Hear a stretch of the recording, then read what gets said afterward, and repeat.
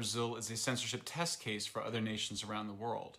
While Brazil appears to be an extreme case, every major developed nation, including the United States, has leaders who have been demanding similar kinds of censorship, including the deplatforming of disfavored voices.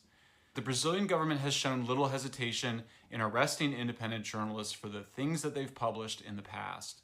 In February, the Brazilian government detained a Portuguese citizen journalist, Sergio Tavares, at the Sao Paulo airport.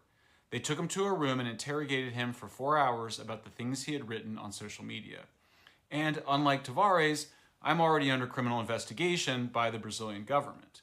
Last April, Brazil's federal police published 2 reports about the Twitter Files Brazil. 3 days later, Brazil's Attorney General urged the Supreme Court to pursue criminal prosecution and investigation to identify and punish the possible culprits. If I'm arrested, then the Brazilian government will confirm to the world that it is a totalitarian dictatorship. If I'm not, then I will give courage to the millions of Brazilians who are too scared to speak their minds. I'm reminded of something that happened last spring in an airport in Brazil when I was with Congressman Marcel Van Hatten. A woman stopped us to say how much she supported our cause, but was too scared to speak out publicly. In fact, she confessed she was nervous even speaking to us in that moment for fear of what might happen to her. At that moment, I realized that the greatest threat to our freedom comes not from the totalitarians or the censors, but rather from our collective fear of them.